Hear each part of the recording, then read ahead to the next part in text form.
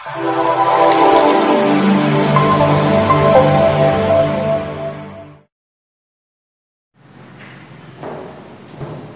Friends, how are you? કેમ છો? મજામાં ને? હું રાણીપા રૂપેશ અને મારી ચેનલ આરબી રાણીપા છે એમાં તમારું દરેક વિદ્યાર્થી મિત્રોનું હું હાર્દિક સ્વાગત કરું છું. જો વિદ્યાર્થી મિત્રો, ગયા લેક્ચરની અંદર આપણે ડિરેક્ટ અને ઇનડિરેક્ટ સ્પીચ છે એના ડાયલોગનું ઇનડિરેક્ટ કેવી રીતના કરવું તેના વિશેના બે પેરેગ્રાફનો અભ્યાસ કરેલો હતો. આ લેક્ચરની અંદર પણ આપણે આ ડાયલોગનું જ ઇનડિરેક્ટ કેવી રીતના કરવાનું છે તેના વિશે વધારે અભ્યાસ કરવાનો છે. આ પહેલા જો વિદ્યાર્થી મિત્રો તમારે આ ચેનલને લાઈક કરવાની બાકી હોય તો લાઈક કરો, તમારા મિત્રોને શેર કરવાની બાકી હોય તો શેર કરો અને સબસ્ક્રાઇબ કરવાની બાકી હોય તો સબસ્ક્રાઇબ કરો. હવે જો અહીંયા ડાયલોગનું ઇનડિરેક્ટ એમાંનો પેરેગ્રાફ જુઓ.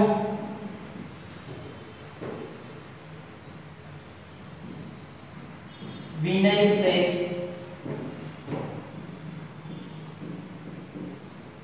"Can I meet Ankita?"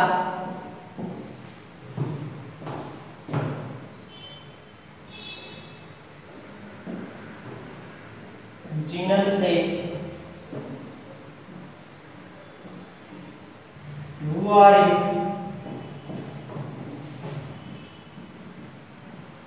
Vinay said, "I am her friend. I came from Junagadh."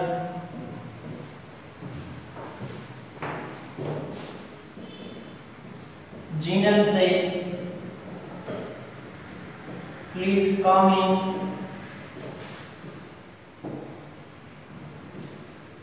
She will come after an hour. હવે જો વિદ્યાર્થી મિત્રો, અહીંયા આ એક પેરેગ્રાફ છે. આ પેરેગ્રાફમાં આપણે આઈએસ ની અંદર ફેરફાર કરવાનો છે. તો સૌપ્રથમ રિપોર્ટર કોણ છે આપણે ખબર હોવી જોઈએ. તો કે રિપોર્ટર કોણ છે? તો કે વિનય. એટલે પહેલા આવશે વિનય. પછી કેવું વાક્ય છે? તો કે આ નિશાની ઉપરથી આપણે ખબર પડે કે આ પ્રશ્નાર્થ વાક્ય છે, ઇન્ટ્રોગેટિવ સેન્ટેન્સ છે. તો હંમેશા માટે આસ્ક દે. આરબી તરીકે શું મૂકે છે? આસ્ક દે. પછી સાંભળનાર કોણ છે? તો કે સાંભળનાર છે એ જીનલ છે. એટલે જીનલનું જીનલ જ, કારણ કે સાંભળનાર આપણે આમાંથી શોધવું પડે કે રિપોર્ટર વિનય અને સાંભળનાર જીનલ છે. કેવું વાક્ય છે? તો કે પ્રશ્નાર્થ છે. ક્યાંથી શરૂઆત થઈ છે? તો કે કેન થી થઈ છે. કેન થી થઈ છે એટલે આપણે માટે એટલે કે હેલ્પિંગ વર્બ થી છે એટલે ઈફ અથવા વેધ એટલે ઈફ. વિધાન વાક્ય બનાવવાનું છે એટલે પહેલા સબ્જેક્ટ જોવો પડે. તો કે આઈ છે તે વિનય પ્રમાણે હી. કેન નો આપણે શું કરવાનું છે? તો કે કુડ. મીટ નું મીટ અને અંકિતા નું અંકિતા. એના પછી આપણે જોવું પડે કે જીનલ છે એને આન્સર આપે છે એટલે અહીંયા આન્સર અથવા તો રિપ્લાય મૂકી શકે. પણ આ વાક્ય આપણે જોવાનું છે. આ વાક્ય શું છે? તો કે ઈ પણ પ્રશ્ન જ પૂછે એટલે અહીંયા આપણે લખી શકીએ જીનલ ઓલસો. એ પણ પ્રશ્ન પૂછે એટલા માટે આસ્ક. કોને પૂછે? તો કે વિનયને પૂછે છે હિમ. સંયોજક તરીકે આપણે ખબર છે કે WS થી શરૂઆત થઈ છે એટલે તેના તે શબ્દ એટલે who. યુ છે તો વિનય પ્રમાણે he. R who was. એના પછી ફરીથી વિનય છે એ આન્સર આપે છે. તો કે વિનય આન્સર અથવા રિપ્લાય. કોઈ પણ તમે લખી શકો. આન્સર ને લખી શકો, રિપ્લાય પણ લખી શકો, કારણ કે આ વિધાન વાક્ય છે અને વિધાન વાક્યમાં તે એનો જવાબ આપે છે. સંયોજક તરીકે that. I છે તો વિનય પ્રમાણે he. am છે તો was. her નું તો her જ રહેશે કારણ કે થર્ડ પર્સન છે. ફ્રેન્ડ નું ફ્રેન્ડ ફરીથી બીજું વાક્ય છે અને ઈ પણ વિધાન જ છે એટલે આપણે એન એડેડ થી જોડી શકીએ ને એન એડેડ ધેન વધારાના વાક્યમાં એક ઉમેરો કર્યો શું કર્યું આઈ છે તો વિનય પ્રમાણે હી કેમ છે તો હેડ કમ ફ્રોમ નું ફ્રોમ અને જૂનાગઢ નું જૂનાગઢ એના પછી જીનલ છે કેવું વાક્ય બોલે છે તો કે જીનલ છે એ રિપોર્ટર છે અને એ પ્લીઝ કમ ઇન થી બોલે છે એટલે આપણે ખબર છે કે પ્લીઝ થી વાક્યની શરૂઆત હોય એટલે આજ્ઞાર્થ હોય છે એટલે જીનલ રિક્વેસ્ટ છે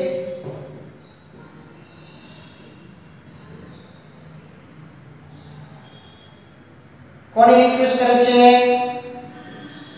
તો કે વિનયને શું કહે છે તો કે ટુ એટલા માટે કારણ કે આજ્ઞાર્થ વાક્યની શરૂઆત છે એટલે સંયોજક તરીકે ટુ પ્લીઝ જેવા શબ્દોને કાઢી નાખવાના કમ નું કમ ઇન નું ઇન બીજું વાક્ય છે શું કહે છે કે she will come after an hour એટલે ઇન્ફોર્મ કરે છે તો આપણે લખી શકીએ એન ઇન્ફોર્મ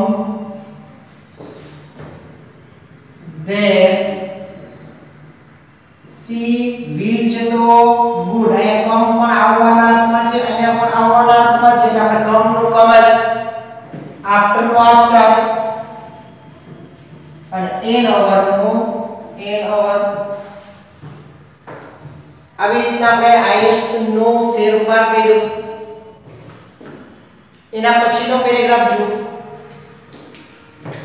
એની અંદર જુઓ Doctor said, how do you feel now? Patient said,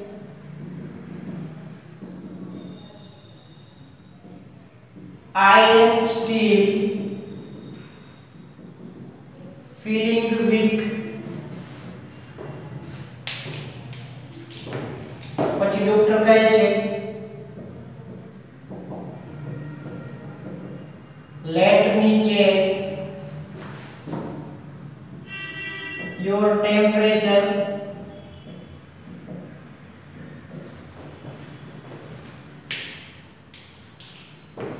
patient કહે છે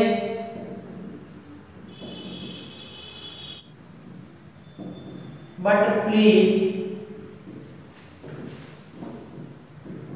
don't give more injection to me આ ds નો પેરેગ્રાફ છે આપણે એમાં is માં ફેરફાર કરવો છે તો સૌપ્રથમ રિપોર્ટર કોણ છે તો કે ડોક્ટર છે એટલે પહેલા તો ડોક્ટર લખવાનું છે એટલે કે ડોક્ટર કેવું વાક્ય છે તો કે પ્રશ્નાર્થ છે ઇન્ટ્રોગેટિવ છે એટલા માટે આસ્ક્ડ સાંભળનાર કોણ છે તો કે પેશન્ટ એટલે પેશન્ટ હાઉ થી શરૂઆત થઈ છે એટલે wh થી થઈ છે એટલે તેના તે સંયોજક તરીકે એટલે હાઉ વિધાન વાક્ય બનાવવાનું છે તો પહેલા સબ્જેક્ટ કયો છે તો કે યુ છે કે એના પ્રમાણે ફેરફાર થાય તો કે પેશન્ટ પ્રમાણે તો પેશન્ટ છે એમાં આપણે હી પણ મૂકી શકીએ સી પણ મૂકી શકીએ કારણ કે પેશન્ટ કોઈ પણ હોય મેન હોય વુમન પણ હોય છે એટલે પહેલા હી મૂકો અથવા સી મૂકો ડુ નીકળી જાય ફીલ નું ફેલ નાવ છે તો ધેટ પેશન્ટ છે આ વિધાન વાક્ય છે અને આન્સર આપે છે કે પેશન્ટ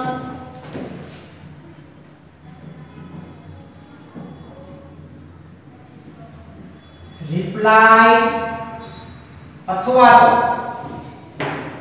answered